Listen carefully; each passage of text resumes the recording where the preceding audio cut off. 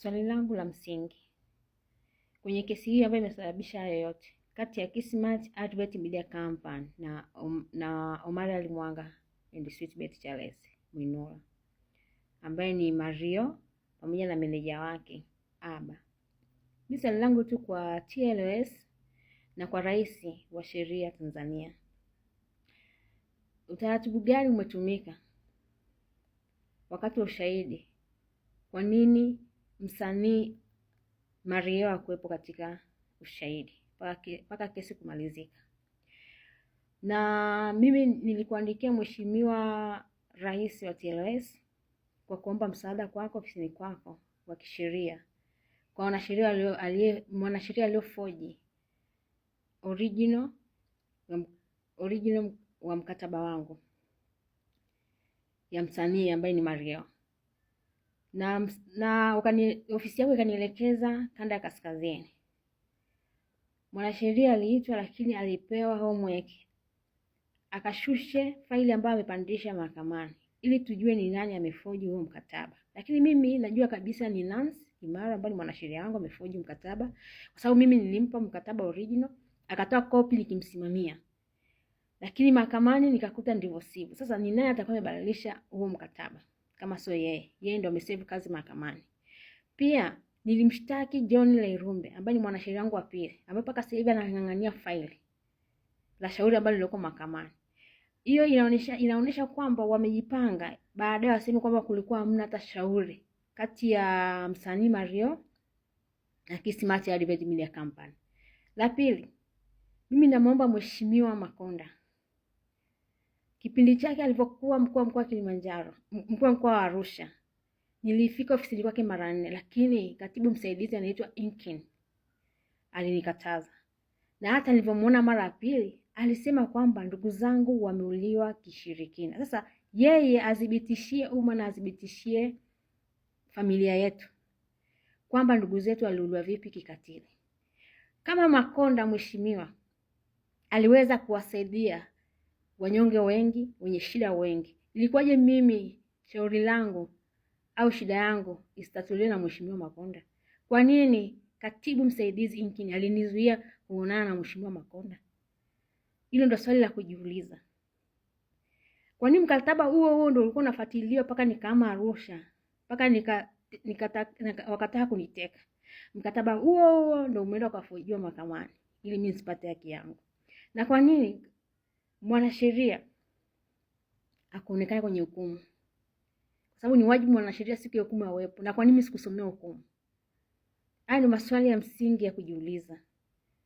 Kwa upande wa Tanzania, hii recording kwa upande wa Tanzania, kwa baadhi ya viongozi. Mheshimiwa Rais amewateua viongozi kwa ajili ya kuwasaidia. Sio kila kitu kama hiki tumpelekee. Baadhi ya viongozi, ndio maana nimeandika barua kwa Wizara ya Sheria, Mamlaka ya Kuzuia Rushwa, Wizara ya Mambo ya Ndani, nimeandika barua kwa Rais wa TLS, nimekuandikia barua ya kuomba msaada.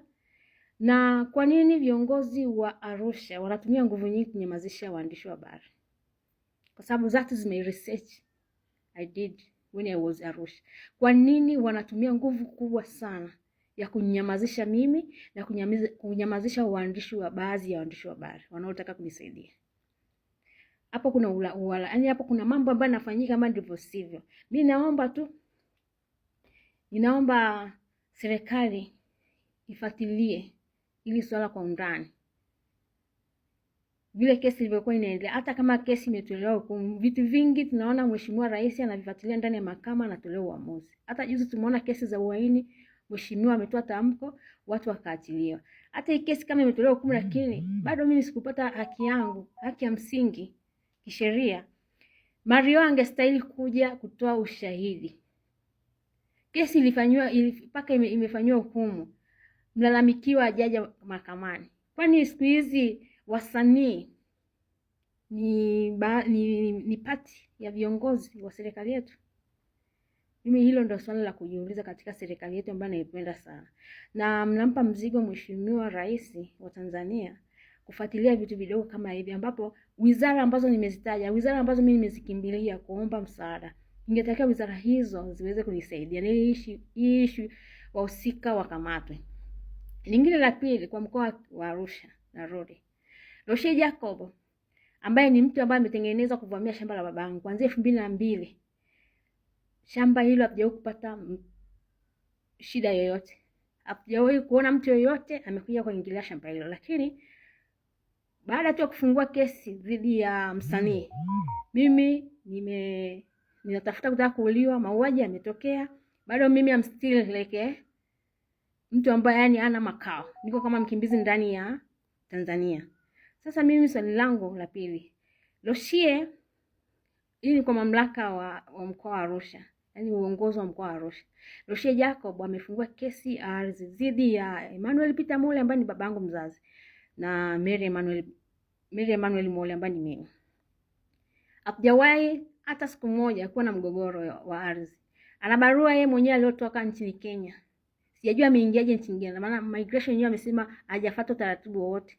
Wakaenda kuchukua barua nchini Kenya na kuja kutaka kuniarrest, kutaka kunikamata kipindi amefungua kesi dhidi yangu na babangu huko ya ardhi.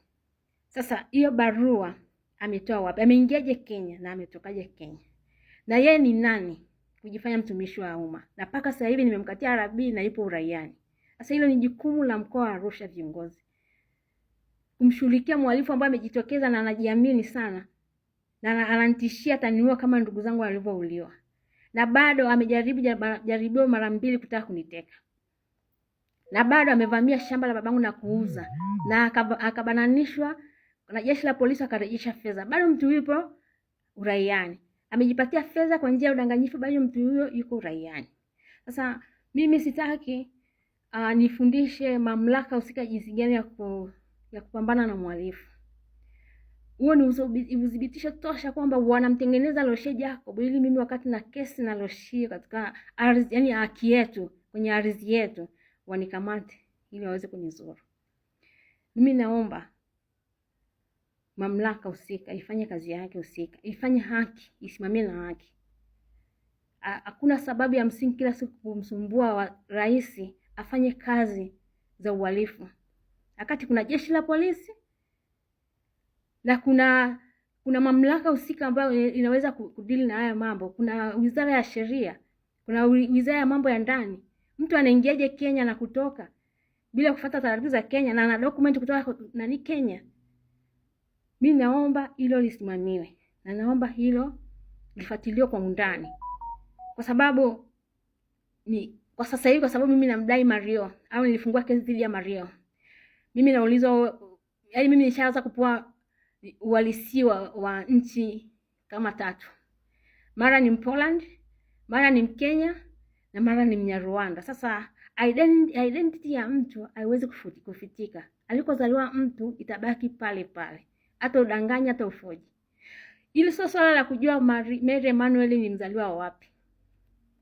Kwa baadhi ambao tumesoma nayo primary wanajua historia yangu. Sasa kama swala la kumdai Mario, kama msanii Mario yeye ni nani katika nchi hii? Paka mimi niishi kwa mimi nimemfungulia kesi naishi kama mkimbizi. Mauaji yamefanyika. Mara mimi napewa uraia wa nchi kama 3. Na watu wanashindwa kusimamia issue ya msingi, wanaanza kusema kwamba huyu labda atakuwa ni Mkenya, huyu atakuwa ni Mnyarwanda, basi tuulize ID yake. Kwani kipindi nafanya matamasha Arusha msiulize ID yangu? Kwani kipindi nachukua fomu ya ubunge Arusha hamkuniuliza nimezaliwa wapi? Kwani kipindi naendesha kampuni yangu hiyo swala la kuniuliza mimi ni mzaliwa wapi haikuwepo? Kwani kipindi namdai Omari Ali Mwanga ambaye ni Mario na Sweetbeth Charles ambaye ni manager wa Mario, kwani naulizwa uraia? Kwani naonekana kwamba mimi natumika sasa hivi kwamba kumchafua mtu? Hili sio swala la kisiasa, hili ni swala la kudai haki yangu ya msingi, haki iliyopotezwa na wanasheria, haki iliyopotezwa na baadhi ya viongozi wa serikali, haki ambayo watu wamefunika kwa maslahi yao binafsi. Mimi ninapoongea leo ni kwamba nina uhakika wa hicho ambacho ninachokiongea. Sasa endeleeni kuvamia kila sehemu ambayo tumeinvest kwenye familia ili muendelee kuninyamazisha, lakini hamtafaulu. Mimi bado ninaendelea kupambana na haki yangu, bado naendelea kutafuta haki yangu.